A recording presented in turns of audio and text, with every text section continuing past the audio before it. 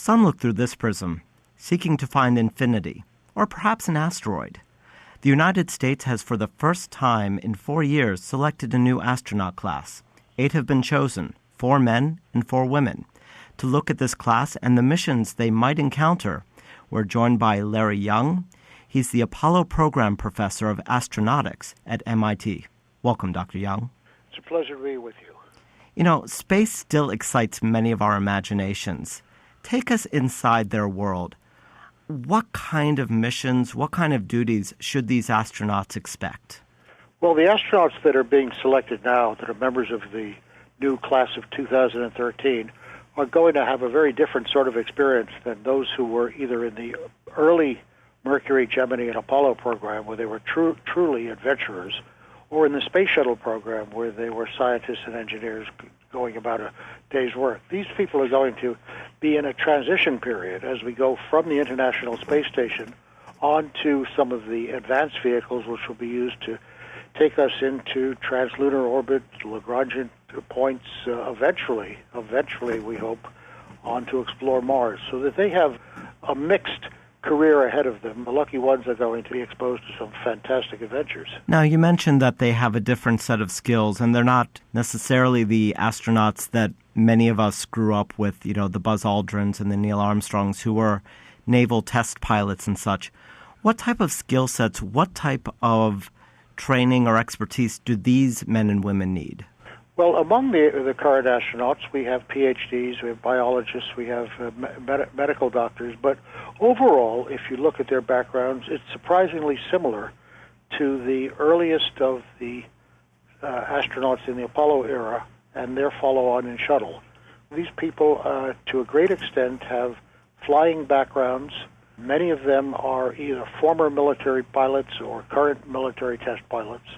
These are people who have shown their skill in application of their talents in dangerous fields, as well as the intellectual pursuits that go along with it. Yeah, they're not the white scarf flyboys that we think of from the right stuff, but they're also people who are used to dealing with difficult, time-critical situations and retaining their cool.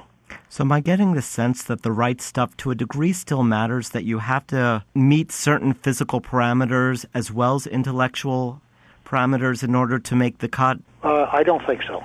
And I'm not privy to the inside of the selection process, but when I went through astronaut selection, the physical was limited to passing of the medical examination. You did not have to be a super athlete or an Olympic gymnast to get through any of the tasks that were required. What they're mostly concerned with were astronauts who would retain their health and ability to function for a long period of time. So I don't think that the physical strength or agility is a factor, except insofar as it's come up in some of these side tasks and hobbies. You see scuba divers and skiers and so on among the candidates.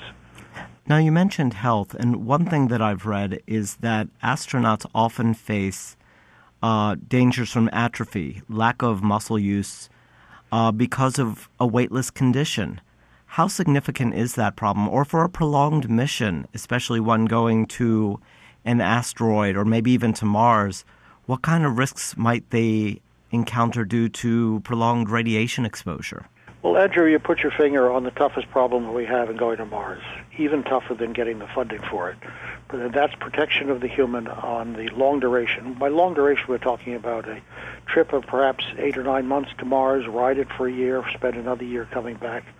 There are significant dangers that have been identified and are still being studied but are by no means solved. And they are bone loss, muscle loss, cardiovascular deconditioning, changes in the balance system, and then, as you mentioned, the radiation risk during the interplanetary travel as well as the time on the surface of Mars. Those are all very significant risks. They raise the likelihood, for example, of cancer for an astronaut who was on a long-duration mission. And there are underway at this time consideration both of the standards, the ethical considerations of sending people on these dangerous missions, as well as alternate ways to protect them from radiation and protect them from the debilitating effects of weightlessness. Beyond the specific NASA class of astronauts, are there any works that you're involved in or collaborations which you're excited about? Andrew, I'm very excited at this time on the work that we at MIT are doing together with the Skolkovo Institute of Technology, the new international university that is being constructed on the outskirts of Moscow. This is truly an attempt to try to, in a sense, recreate the excitement of the MIT community, the Stanford community, Silicon Valley, within Russia. And in particular, I'm happy to be able to work with my very talented colleagues at the Moscow Aviation Institute and at the Russian Academy of Sciences on trying to advance space technology toward the next generation of exploration, which will undoubtedly lead us to Mars. Can you give us a little insight? What is one of the questions that you are working with your partners in Russia? Well, one of the questions which we will be exploring with our partners at the Institute for Biomedical Sciences, Institute of Biomedical Problems, as well as the Nuclear Institute at Dubna, is the issue of radiation protection, and in particular protection of the central nervous system against the sudden high-energy bursts of radiation that we get from galactic radiation, which is present all the time in space, as well as from solar radiation.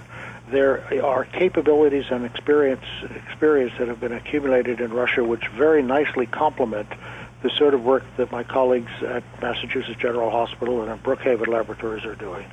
That holds out real process advances and real promise for us. So that's one. My colleagues at the Moscow Aviation Institute share my interest in man-machine systems and advanced ways of transmitting information in the cockpit, whether it's the cockpit of a spacecraft or the cockpit of an aircraft, to the pilot to make for more effective, once again, human-robot interaction. So this is a nice opportunity to build on the strengths of both our folks at MIT and those that are our partners in Skolkovo. And it also takes us full circle in terms of the questions and problems we were looking at in space flights in the future, whether to asteroids or to Mars, and the need for scientists, or the reality that scientists often don't deal with some of the same borders and the same politics that sometimes nations get hampered by. No, I've been very fortunate to have worked with colleagues from the Soviet Union and from the Russian Federation on problems that are currently active, that are of interest to us both in an open and trusting manner. And this has been through the tough periods of the Cold War and through the better periods of the current time, and hopefully as this Skolkovo Technology Institute gets going, we'll see even more and more of those capabilities. Now, in the Prism, I've spoken recently with some scientists who are developing exo-armors. For our listeners, think Iron Man, that astronauts might be expected to wear, or that people with paraplegia or quadriplegia might be able to wear. And the advantage of this apparatus was twofold. One was that it would give some assistance in trying to lift or get at materials, but it was also designed to give resistance. So if you were in the suit, it would allow you to exercise. Are tools like this necessary? Were you ever using devices like this to try to work out in either a simulated or actual space environment? Well, there are really two separate things going on here. One is the use of robots in conjunction with humans for doing difficult, repetitive, or time-consuming work, and clearly that's a field that's advancing very rapidly. But the use of devices to augment your own strength and abilities in extended weightlessness is of very great interest. My colleague at MIT, Professor David Newman, has been working on a biosuit in which there would be G-loading, which would force you to go and exercise against the extensions of your limbs. My Russian colleagues in Moscow at the Institute of Biomedical Problems, Dr. Kozlovskaya and her colleagues similarly have been for some years working on what they call their penguin suit, in which, just as you described, there is work required every time the ankle is extended, every time that the elbow is flexed or extended. And this is all in an attempt to overcome this really rather serious debilitation that goes that we see affecting muscles and bone. So that's work in progress. On the International Space Station, we certainly use what's called the Advanced Resistive Exercise Device to force astronauts to be able to try to substitute for the missing gravity cues by working out against essentially an exercise machine, rather an advanced version of what one might see in the village gymnasium. Now, you mentioned robots, so I have to ask, the idea of Mars has been exciting us even before Ray Bradbury was writing about it in science fiction novels in the 1950s. But why would we send a human to Mars versus another rover or a more sophisticated robot? What is the advantage of sending humans? An excellent question. The issue always comes up of why take the risk and the expense of sending humans when robots could do the job? And the answer, quite simply, is robots cannot do the job, not at the current level of development. So really the right question is not humans versus or robots. The question is, how do we use humans in conjunction with robots to work symbiotically, to have robots do the repetitive, the dangerous jobs, to have humans do the jobs that require the kinds of exploratory capabilities we have, of looking at a rock or a rivulet or looking at a particular scene and coming up with the hypotheses and testing it, the kinds of work that we do as scientists. And we are, as my friends in artificial intelligence will agree, we're a long way from being able to produce with robots the kinds of effective scientific inquiry that we can do with humans. So the question that as I see it is, how do we fit humans and robots together in a program of Mars exploration to do it efficiently and safely? Yes, you're quite right. Long before Ray Bradbury, people were dreaming about going to Mars, and I hope that that's going to turn into a reality within all of our lifetimes. Now, you mentioned artificial intelligence, but I have to wonder, is the problem really the intelligence of the robots or the rovers? Or is it simply the lag time of sending a command from Earth or from a space station thousands, tens of thousands of miles, hundreds of thousands of miles? The lag time is significant, Andrew, and for your listeners who've not been up on this, to get a signal from Earth to Mars and back is limited, of course, by the speed of light, and the time lag will depend upon where Earth and Mars are in their relative orbits around the Sun, but it can be as long as 20 minutes. What this means is that you really want to have the robot be as autonomous as possible. You don't want to go and steer it the way you might steer a remote control toy by saying turn left, turn right, to speed up, slow down. You would rather send it in a concise command in natural language, if possible, something of the order that says, climb that hill, look around, and let me see what is the appropriate way to descend into the next valley.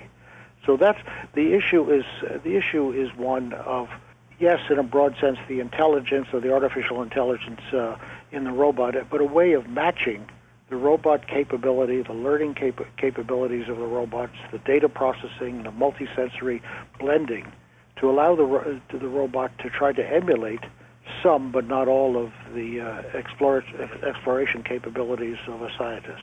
And you just brought up an issue which I discussed last week on the Prism, which is computers and linguistics. The English language is a very difficult one. It's loaded with homonyms. It's loaded with single words that have 20 different viable definitions. So if we're trying to use naturalistic language, that's going to add another level of complexity for this robot, for this machine, to interpret exactly what you mean. I would imagine that the command codes or the commands that are issued must be on a tightly controlled script if we're using things like that, right? Well, sure, language is difficult. English is a particularly difficult language. But who would have thought 20 or 30 years ago that we would, with some frustration, be able to call and make our airline reservations or to complain to the telephone company about our wireless service and do it all through a machine? It's really quite remarkable that the voice recognition systems have gotten to the level that they're at now and will continue to improve. So I think that we have to take our hats off to the advances that have already been made in human-robot interactions and looking at the robot as a partner in a joint activity rather than as some remote machine that you set about a fixed, inflexible task and it proceeds to either do it or stop. And what you just brought up is actually one of my favorite sort of themes or discoveries about life, which is today, all of us are living in the land of science fiction. Think of that cell phone in your pocket. It's better than Captain Kirk's communicator. And I was thinking about the show Knight Rider the other day and why the reboot didn't work. And I think the reason the reboot didn't work is because, in the 1980s, having a car with automatic doors and automatic windows and a GPS and several, able to make phone calls, that was fantastic. Today, it's ordinary. I'm about to speak to my high school reunion here in New York City, and in a sense, I'm jealous of these 17-year-olds who are going to have all of this technology of the future ahead of them. And some of them may have been jealous of me and my generation for having gone through the excitement of Apollo and beyond. But the technology capabilities that we have now are just amazing. Arthur Clarke had many brilliant truisms, but one that's quoted often has to do with the question of whether a technological breakthrough is going to happen or will happen. And he said something to the effect that if you would ask an expert and says that this will take place, it probably will. But if you ask an expert who says, no, it can't take place, it probably will work anyway. Well, learning that we have taken far more than one giant step for mankind. I'm Andrew Hiller for The Prism. I'm the voice of Russia. And I've been speaking with Dr. Lawrence Young. He's the Apollo Program Professor of Astronautics at MIT. It's been a pleasure, sir. Keep your eyes on the stars.